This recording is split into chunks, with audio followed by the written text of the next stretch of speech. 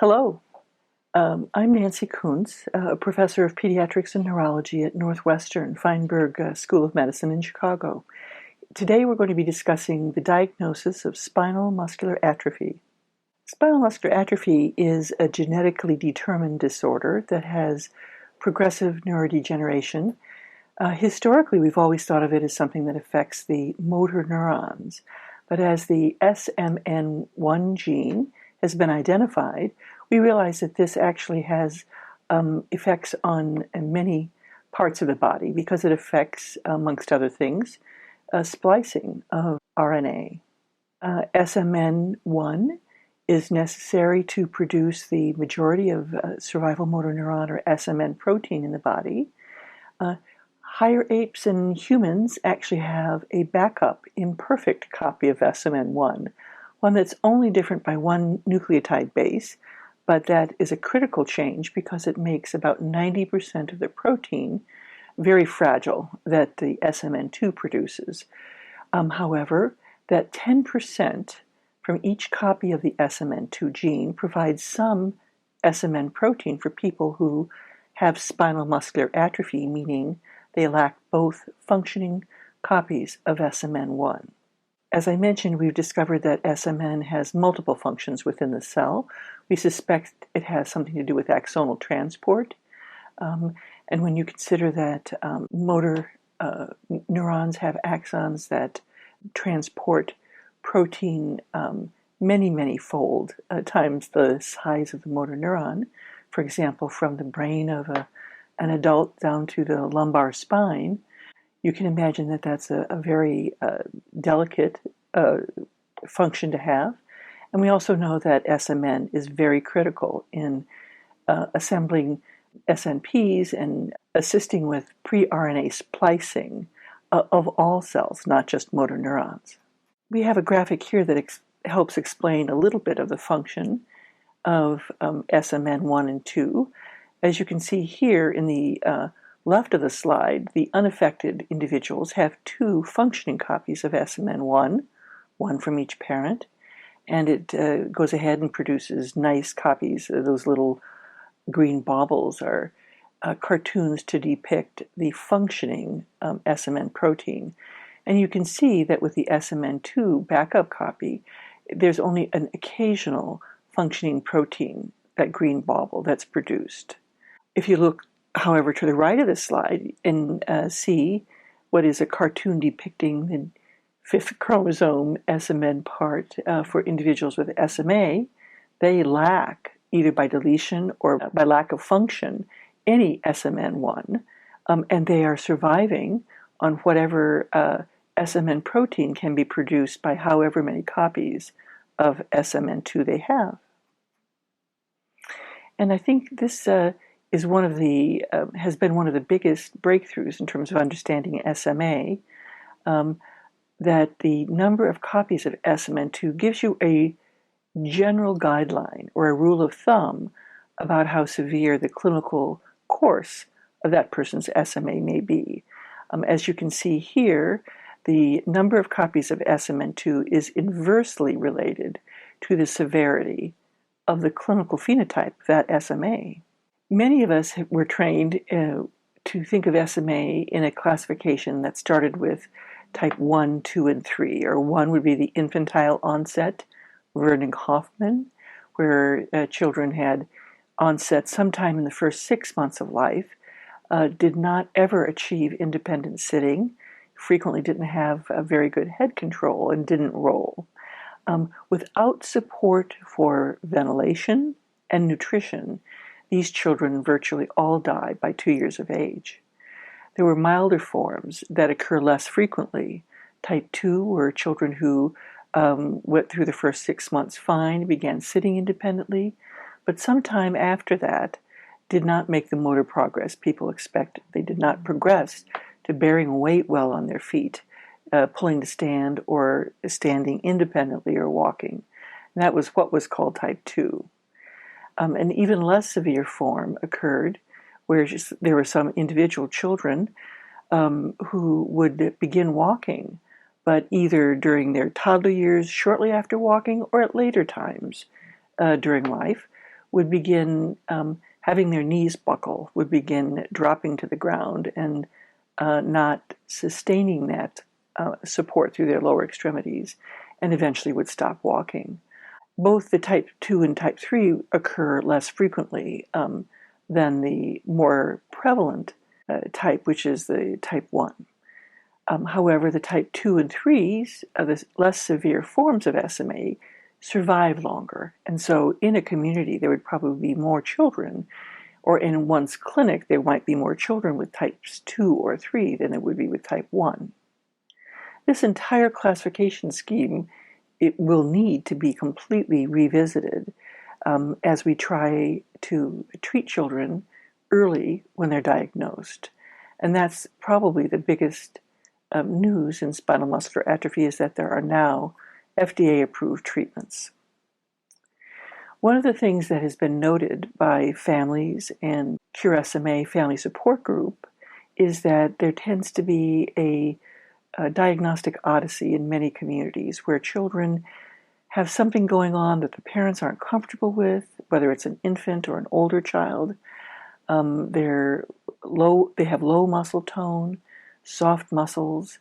They're not making the progress. They just don't seem right. The parents frequently get reassured and told to just watch and see how the children do. In this slide, we identify the difference between the onset clinically, which is in the blue, and the actual diagnosis of spinal muscular atrophy. It not only frequently occurs after a lag period of time, but after many uninformative tests are done, things like MRIs and EEGs and other kind of tests that don't really help explain the motor problems. The reason that the diagnosis takes a period of time is multifactorial. One of them is that SMA is an uncommon disorder. The incidence in newborn children is somewhere around 1 in 10,000 or 1 in 11,000. So it's been estimated that many physicians in practice may only see one diagnosis of SMA in their career. So we are talking about a rare disorder, and that makes it harder for people to think of it right away. The other thing is that there are other disorders that can cause the presenting symptoms. So, for example, if you have a very young child, and I think we'll look at this a little bit more carefully later, they may have low muscle tone. Older children have falling or regression of milestones. And all of those things have a broader differential. If you're just talking about hypotonia in infants, there are many things dealing with both the central nervous system as well as the motor unit or the peripheral nervous system and muscles that can cause low muscle tone. But one of the things that I think is important to remember is that we are now in a generation where spinal muscular atrophy is treatable. And therefore it should really pop to the top of our differential diagnosis. And we are really obligated for our patients to exclude it or identify it so that we aren't missing a treatable disorder. To talk just a little bit more in the young infants, in addition to the low muscle tone and lack of motor progress in terms of head control, rolling, and sitting, one of the things that is most prominent with infants who have SMA is their difficulties with sucking, swallowing, breathing. So the first thing that happens is that they slow down in their pace with sucking and swallowing, and therefore take longer to eat, sometimes eat less before they fatigue and then fall asleep. And so frequently poor weight gain or failure to thrive is one of the presentations of spinal muscular atrophy. Sometimes the children can be noted to cough or gag or choke a little bit or do double swallows to try to get the fluid down when they're nursing or drinking a bottle. But most of the time it's just the decreased volume and the decreased weight gain that's noted. With older children, ability to sit but not to really get into a quadruped position, sometimes no longer being able to get themselves into a sitting position, not being willing to bear weight when they're held up and bounced on your knee or bounced on the tabletop. All of these things are notable with later onset spinal muscular atrophy. And then again, with the older children who are already walking, the quadriceps tend to be one of the weakest muscles, and so knee buckling, and then just either not bearing weight or beginning to walk, and when they tire, having that unexpected knee buckle leading to a fall is one of the things that can frequently be seen in older children who are first presenting with spinal muscular atrophy. One of the things that can differentiate these children from others that might have proximal weakness and things like limb girdle muscular dystrophy or a myopathy is that compared to the degree of weakness that you can test by manual muscle strength testing, with spinal muscular atrophy, the muscle stretch reflexes are diminished. Again, because we now live in an era when SMA has FDA-approved treatments, making the diagnosis as early as possible becomes a priority. I think when there's any clinical suspicion, going straight to gene testing. The gene testing for spinal muscular atrophy is contained in a lot of very broad next-generation sequence panels, but the targeted testing just for SMN gene is really quite inexpensive and has a relatively rapid turnaround time. It can be done within a week, particularly when needed for diagnosis and to initiate treatment. In the years past, we would only have this test done looking for deletion or absence of SMN1, and the number of copies of SMN2 was not identified. It initially wasn't recognized as something that was very important to the diagnosis. Most commercial testing for SMA will now give you both SMN1, and if that is absent, it will reflex to give you the SMN2 copies. One of the things that's important to recognize, particularly as newborn screening, looking for absence of SMN1 is rolled out across the country, is that 95 to 98% of individuals who have SMA literally lack both copies of SMN1. But there is that very small fraction, somewhere between 2 to 5%, who have one copy of SMN1 present that's non-functional, so that they clinically have the presentation, the phenotype of spinal muscular atrophy, and need to be treated, but will not turn up as an abnormality or an SMN positive case with simply the SMN1 copy count. So to summarize diagnosis of spinal muscular atrophy, we need to remember that it is a genetic disorder with autosomal recessive inheritance, meaning individuals need to lack both copies of SMN1 in order to have the phenotype.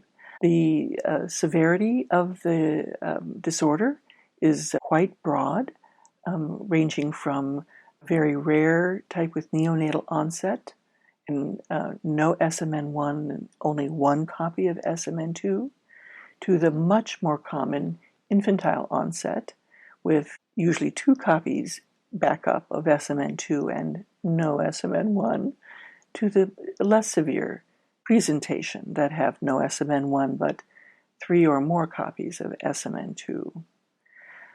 Delays in diagnosis have been seen to and associated with less prompt and robust response to treatment. So it's very, very important that clinicians retain the confidence to diagnose and chase down diagnoses of spinal muscular atrophy, because now we have 2 FDA-approved treatments at the end of 2019 and more treatments that have been submitted for consideration.